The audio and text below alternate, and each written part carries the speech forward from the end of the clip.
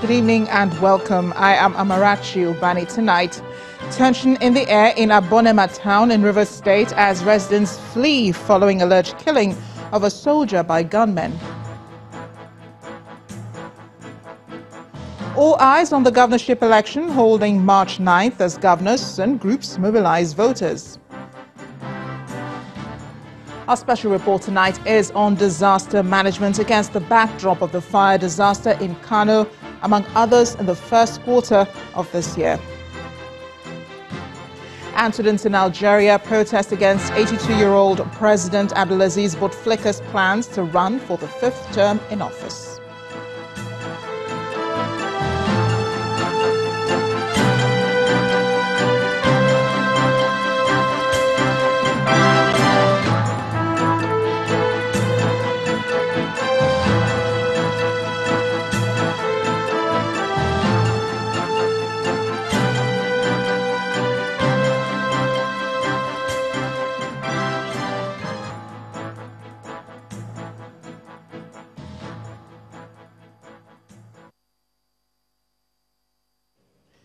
Pictures you're looking at were sent to our correspondent Emmanuel Ireyu from a resident of Abonema in Rivers State.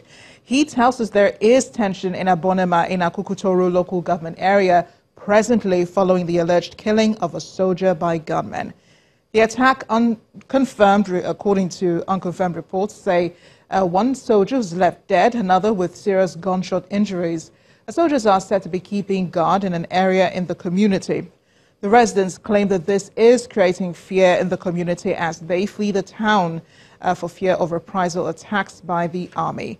During the presidential and National Assembly elections, Abonema was one of the towns where electoral materials could not be delivered on time for residents to vote for the candidates of their choice. Our correspondent Emmanuel Ireyu tells us more. The countdown to the governorship and state assembly election is ticking. The electorate and interested parties are watching as accusations and counter-accusations over the alleged role of the army in the presidential and national assembly elections hang in the air, especially in communities like Abonema in Akukutoro local government area of Rivers State, where deaths were recorded.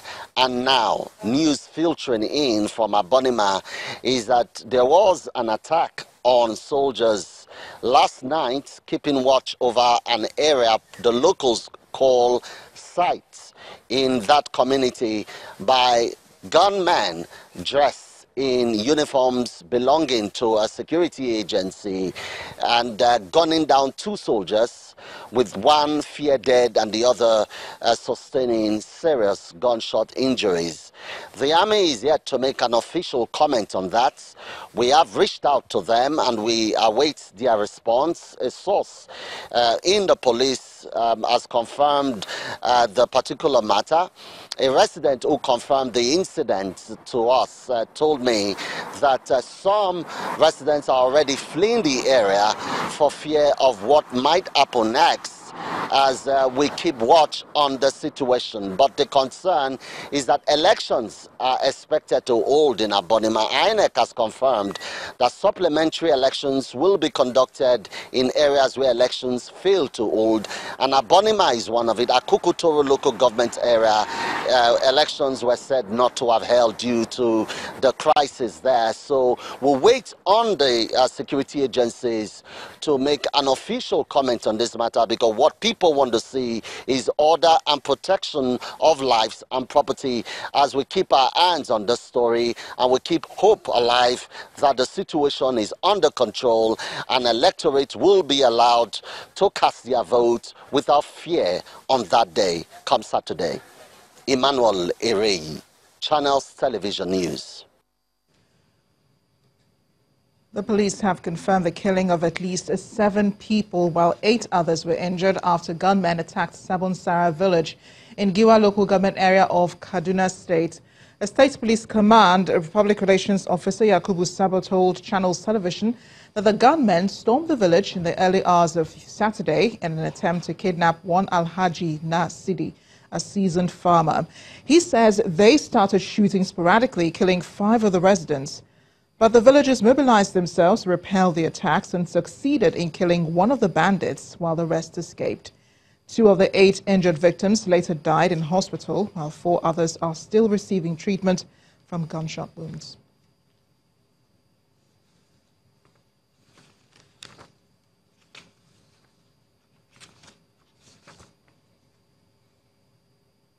The governor of Ogun State, Ibikunle Amosu, was one of the visitors to the presidential villa today. After meeting with President Muhammadu Buhari behind closed doors, he told journalists on his way out that the All Progressives Congress, the APC, is happy with the outcome of the presidential election. On his suspension from the party, he says he has no comments and that there will be more to talk about after the governorship election holding March 9th.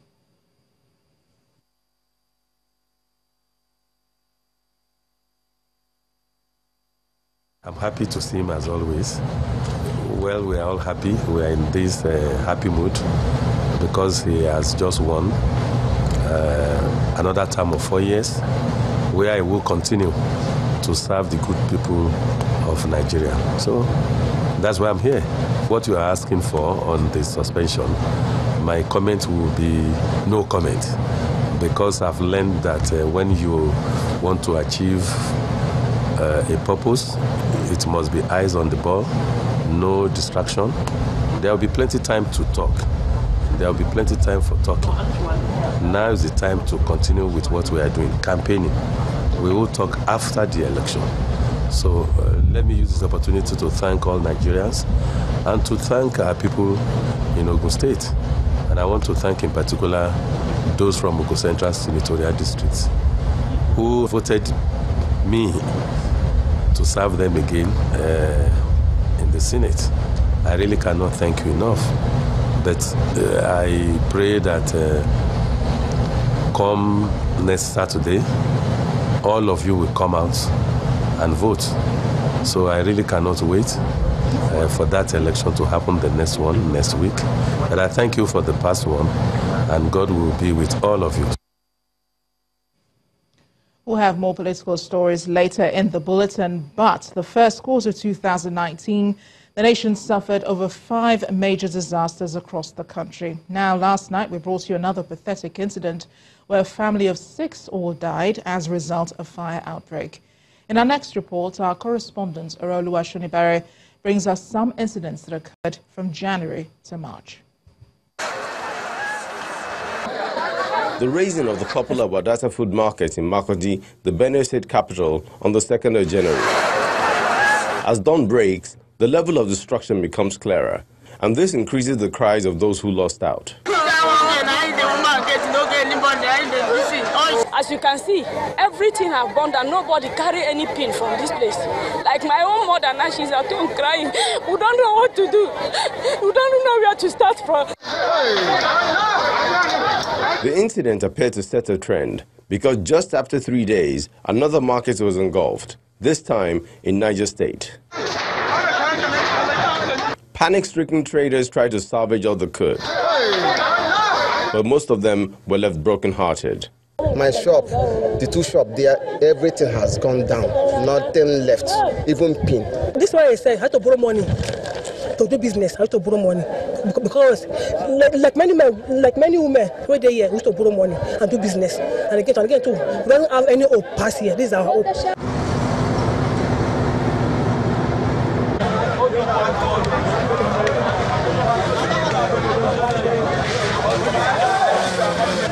As this went on, firefighters battled to put out the fire that hit a factory in Lagos State. The smoke of this had hardly cleared when 2 days later, fire struck an internally displaced persons camp in faraway Borno State in the northeast. Here, 3 people were reported to have been killed by the inferno. In February, offices of the Independent National Electoral Commission, INEC, were gutted by yet-to-be-identified arsonists in Abia, Anambra, and Plateau states, a move that disenfranchised thousands of aspiring voters.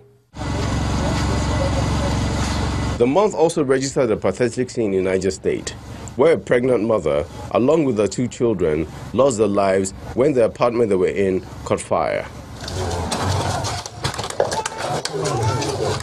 The The tears of neighbors who had been with them just a few hours earlier is heart-wrenching. The victim's husband and father is broken. Yesterday night around 10 o'clock, I came back, I saw my wife. So we talked together. She gave me my food. I take it, so I asked her about water. She told me that the water has finished. I tell her, let me go and buy the water and come back. Before I come back, and I'll see what's happening. So March is here, and already there's been another tragic event in Kano State. An entire family wiped out when their apartment caught fire. What makes this case more disheartening is that their noise was heard by neighbors, but was mistaken for robbers. I thought that it was, thieves. So when I heard them shouting, so I just took my cutlass and come out. By the time I come out, the whole place, the whole flat was ablaze. We did all what we can. How much more of these tragedies must happen before authorities put together and create awareness on a prevention and action plan? Accidents are known to happen, but preparing adequately for the worst-case scenario might just be what saves lives. Orolu Ashonibare, Channels Television News. Such sobering situations there in those parts of the country. So how can we prevent a similar incidents from happening again? I'm being joined now on the News at 10 by safety advocate, Engineer Jamiu Badmus. Thank you for joining us on the News at 10. My pleasure to be here, ma'am. Well, you heard from the reports those horrible tales of how fire disaster people have lost property, people have lost lives. I mean, the family of 6 that were just engulfed by the fire. No memories of them at all. These stories are heartbreaking. They're disheartening. We need to know why these fires are occurring in the first place. First and foremost, my condolences to the families of those who have lost their lives, because life is more important than even the properties. Properties can be gotten back. But about the life, it is irreplaceable. They are gone. My condolences to them. Insistent fire incident in the country is as a result of we are not taking ownership in managing fire. And it cut across the government, the people, and all the agencies saddled with fire responsibilities, like the fire services. They too have role to play. If you check the Fire Act in 1963, it's very clear that their role is not just to fight fire, but also to prevent fire. One of the best ways to prevent fire is advocacy from the part of the agencies saddled with this responsibility. The NGOs, the government agents, what are they doing to enlighten people more on what is the basic causes of fire? Fire will never happen until 3 things are present, and the 3 things must be in an adequate proportion. There must be heat, there must be fuel, and there must be oxygen. And as a matter of fact, oxygen is available everywhere. Fuel is available everywhere. It remains the heat part, which is not too much available. So if you can contain one of these issues, one of these 3 elements, then fire will not happen. But the messages are not clear to the people. Yeah, we understand that, in the dry season, yes, these fires should be common, because there is fuel, for the fires to occur. But many of these fires have been attributed to power surge, unfortunately. So who takes the responsibility here, and how can one guard against this? Now, power surge, it has a meaning in engineering. A lot of people, when they hear power surge, what first comes to them is from the power company. Yeah. They give them high voltage. Power surge itself is voltage spike in the building. So one, it could come from the electrical company doing the changeover. You can have power surge. You can also have power surge, very common, from lightning. When there's lightning, thunder, power surge can occur from there. Even within the home system, your air conditioners too. If you notice very well, sometimes when you put on air conditioner, it will drop the current in the house. Wow, it has dropped. Some highly equipment that takes a lot of electric current, they drop such things. They too can also cause a surge. Surge is all about voltage that is higher than our 220 volts that we have here. So it could be caused by all those agents I've mentioned. So how do you prevent that? To prevent it, the air very conditioner simple. Now that you're talking it's about. very, very simple. Okay. How many houses in this country have, number one, a voltage regulator? In our buildings, do we have it? Do we have an automatic voltage switcher connected to our air conditioners? Have we granted our homes? Do we grant, or do we act our buildings. In case of any lightning, in case of any such coming to the building, is our building properly hardened? That is the question. Most of our buildings are not hardened. You've given us a lot to think about this evening. Thank you so much, Engineer Jamiu Badmus. Thanks again for joining us on the news at 10. In part 2, after the break, SERAP drags federal government to court over alleged attack on journalists. Stay with us.